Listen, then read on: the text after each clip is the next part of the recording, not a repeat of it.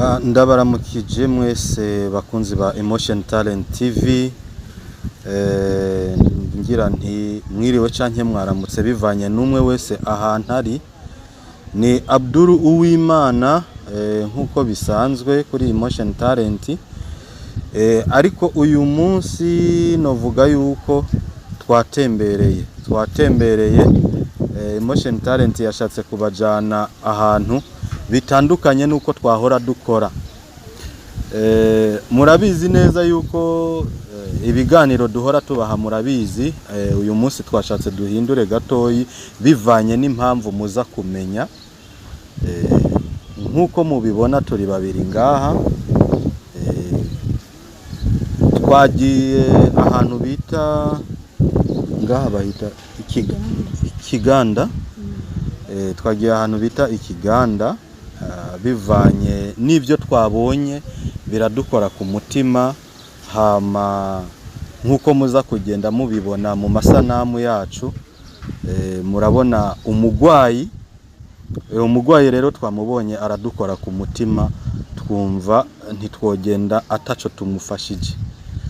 Niyo mpamvu rero turi kumwe n'uyu muntu, kuko umugwayi wewe twamubonye ariko ntashoboye kuba yokora ikiganiro, ariko twahuye n'umugwaza, niwe tugira tuganire atubwire uko bimeze iby'uyu mugwayi.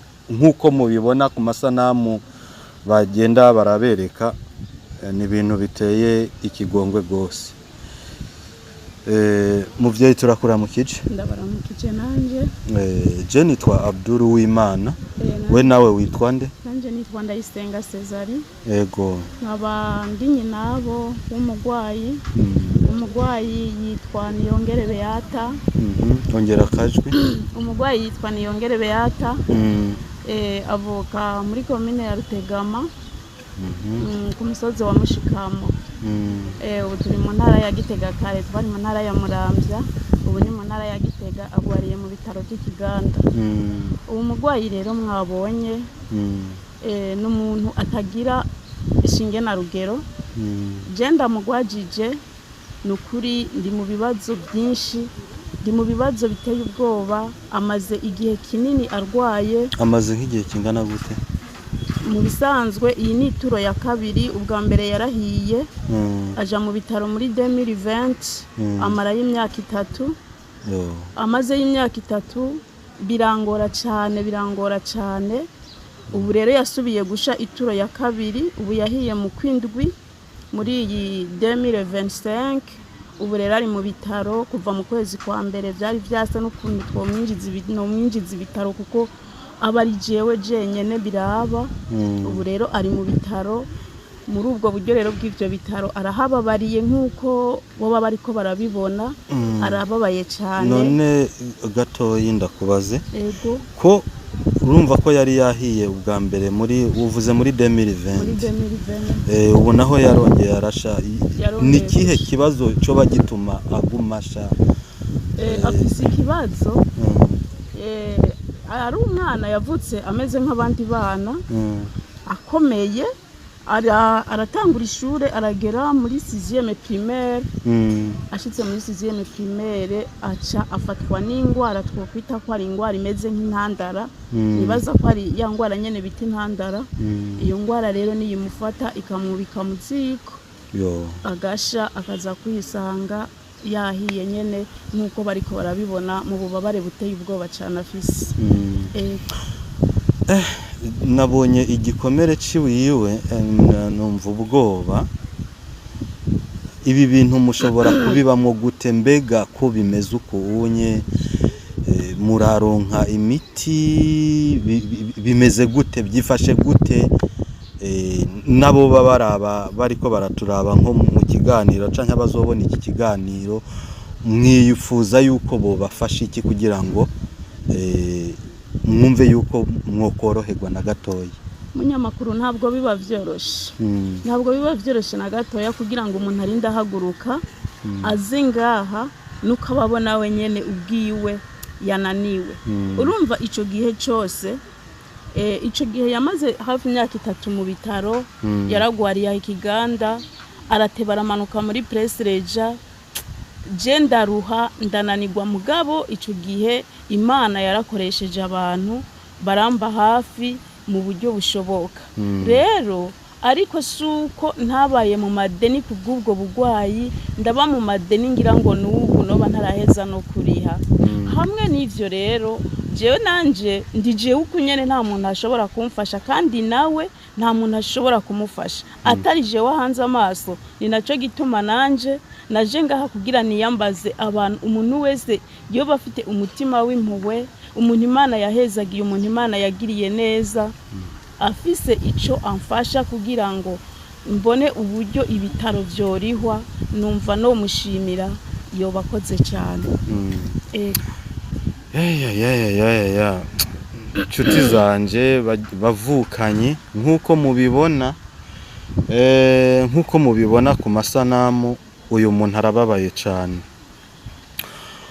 arababaye cyane ku by'ukuri nuko abantu mugira n'Imana ibi bintu mukaba muri ko murabibona ku masanamu uvyiboneye amaso mu yandi biteye ubwoba gose so biragoye ni ibintu jewe byankoze ku mutima ndavuga ati reka ngire ico nokora uyu muntu basi mfume ndamubereka namwe mu murabe nimba hari uwo biza gukora ku mutima vraiment amufashe uyu muntu kuko aragowe kabisa aragowe gose ni ibintu biteye ubwoba kubiraba birateye ubwoba cyane so nibaza yuko vraiment abantu boba bafise umutima wo gufasha tugerageze uyu muntu abone ikiganza c'Imana biciye kuri twebwe kandi nibaza yuko Imana yoduhezagira ego abahezagiwe kabisa murabe ico mumufasha hama muvyeyi woshobora kuvuga nimba ari nk'ugomba kugufasha uko yokuronka cyane nk'inimero zawe za telefone kugira ngo abagomba nko kugira nk'ico bogufasha baronke nkaho bobicisha cyane uvuge nk'inimero nimba ufise nka rimikashi canke ko kashi sinzi ego hamwe n'ivyo jewe icyambere mbanje gusaba abari mu Burundi n'abarundi bafise umutima bafise ubagiriwe ubuntu n'Imana bakaba ari bazima nukuri uwogira icamfasha yo bakoze kandi sinibagiye ko no mu mahanga hari y'abarundi n'abatarabarundi bashobora kugira umutima w'impuhwe nukuri umuntu yogwana kuri uyu muntu yo bagize neza n'Imana izana bimushimira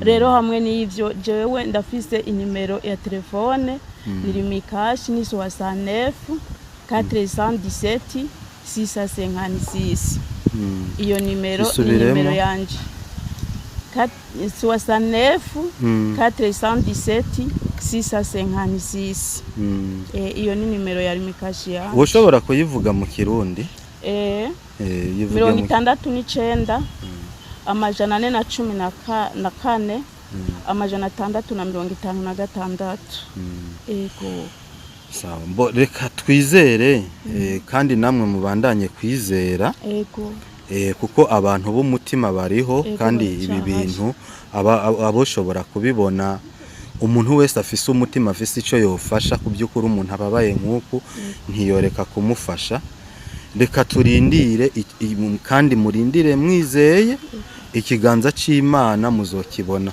ubwiza bw'Imana kabisa buzobiyereka jewe ndavyizeye yuko abantu abazokurikirana Emotion Talent canke n'abazobona iyi video ahandi hantu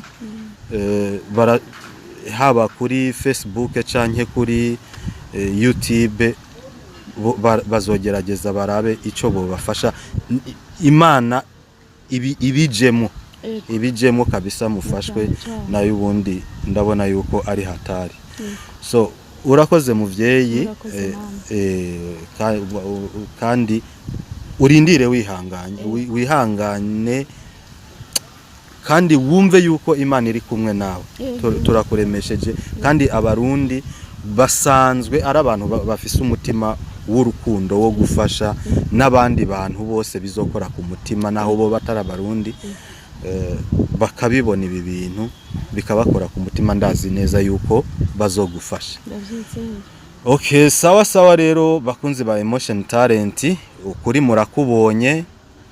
Murabona yuko byari bikenewe yuko ku by'ukuri dukata ikorosi iki kintu ntitukirengane ataco tukivuze ko.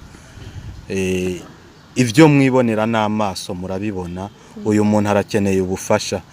Nizere yuko uwo biza gukora ko wese inimero mwayumvise, mugerageze uyu muvyeyi tugira ikintu twomufasha turi hamwe, kandi ndizera yuko bizogenda neza. Imana ibahezagire. Yari Abdul Uwimana.